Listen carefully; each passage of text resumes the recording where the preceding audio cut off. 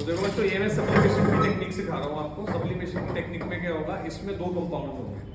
वो कंपाउंड कैसा होगा, एक कंपाउंड ऐसा होगा जो क्या शो करेगा बेटा, सब्लिमेशन। ठीक है, सब्लिमेशन का मतलब सॉलिड सीधा क्या बन जाएगा, गैस। जैसे यहाँ पर मान लो हम रख देते हैं कैम्फर, कपूर, तो और उसके साथ उसमें मान लो इम्प्योर है, ठीक है ना, या फिर मान लो बेंजोइक एसिड है, वो मान लो इम्प्योर है। तो अगर आप उसको हीट करोगे तो हीट करने पर क्या होगा कि जो अमोनियम क्लोराइड होगा या जो आयोडीन होगा या जो कैम्फर होगा, उसके वेपर जो है ना इस फनल में आके चिपक जाएंगे यहाँ पर, ठीक है ना, क्योंकि वो वेपर बन जाएगा। तो और जो इम्प्योरिटी होंगी उसके वेपर नहीं बनेंगे, वो कहाँ रहेगा, नीचे रहेगा। बस इसको ध्यान रखना है कि ऊपर कॉटन लगा देते हैं या ऊपर इसको रोकने के लिए कॉक लगा देते हैं, जिससे कि ये वेपर उड़ ना जाए, क्योंकि हम प्योरीफाई कर रहे हैं, ठीक है ना। उसके बाद उसका जो वेपर्स होंगे उसको हम क्या करेंगे, उसको हम ऐसे कहीं पर भी रखेंगे ना, जैसे किसी डिश, चाइना डिश वगैरह के अंदर किसी प्लेट में, तो थोड़ी देर को वो ठंडा हो जाएगा और वापस से क्या बन जाएगा, सॉलिड बन जाएगा, ठीक है ना। अगर ठंडा नहीं होगा तो उसको हम कूलिंग कंडीशन दे देंगे, फ्रिज में रख देंगे, तो वापस से वो ठंडा होगा तो वापस से वो सॉलिड फॉर्म में ही मिल जाएगा। तो ये टेक्निक का नाम क्या है बेटा, सब्लिमेशन। ये हमारे ऑर्गेनिक केमिस्ट्री का जो चैप्टर है उसमें जीओसी के बाद ये टॉपिक आता है, जिसको हम क्या बोलते हैं बेटा, प्यूरिफिकेशन, ठीक है ना। अब एक टेक्निक और समझ लो, एक टेक्निक जो दूसरी है उसका नाम होता है क्रिस्टलाइजेशन। क्या नाम है बेटे, क्रिस्टलाइजेशन में क्या होता है कि आपके पास जो है ना दो सॉलिड मिक्स हो जाते हैं, उसमें से एक सॉलिड जो है ना वो सॉल्वेंट में घुल जाता है लेकिन दूसरा नहीं घुलता। जैसे मान लो आपके पास गलती से चीनी और नमक मिक्स हो गए, मान लो आपसे घर में मिक्स हो गए या वैसे मिक्स हो गए, तो उसको सेपरेट कैसे करेंगे हम, तो उसको सेपरेट करने के लिए हम पानी नहीं यूज कर सकते। पानी यूज करेंगे तो उसमें दोनों ही घुल जाएंगे, फिर नींबू डाल के शिकंजी बनानी पड़ेगी। तो पानी में नहीं, किसमें डालो, एथेनॉल में डालो। एथेनॉल में कौन घुलेगा, एथेनॉल में शुगर घुल जाएगी। क्यों घुल जाएगी, क्योंकि शुगर भी कोवलेंट कंपाउंड है और एथेनॉल भी कोवलेंट कंपाउंड है, लेकिन NaCl नमक नहीं घुलेगा किसमें, एथेनॉल में।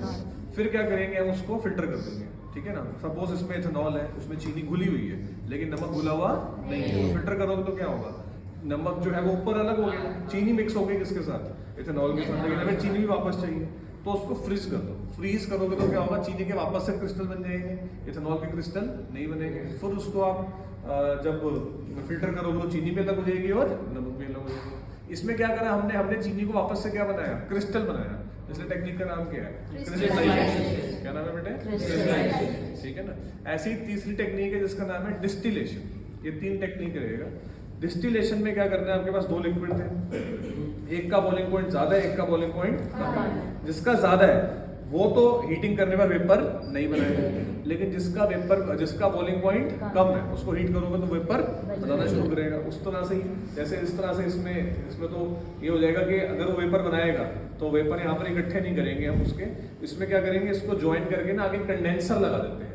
मतलब जैसे आगे वेपर बनेंगे, वेपर आगे कहाँ जाएंगे, कंडेंसर में, उसको ठंडा कर देगा। मतलब अलग जो एक और अलग जो नीचे, जैसे कि दो ले लेंगे ऐसे केस में, जैसे एक कंटेनर यहाँ पर, एक कंटेनर यहाँ पर, और बीच में क्या लगा होगा, कंडेंसर। तो ये बॉयल होकर वेपर ऊपर जाएंगे, कंडेंसर उसे क्या कर देगा, कंडेंस, और जो दूसरी तरफ लिक्विड आएगा वो आएगा जिसका बॉइलिंग पॉइंट कम होगा, और जिसका ज्यादा होगा वो इसी में रहेगा।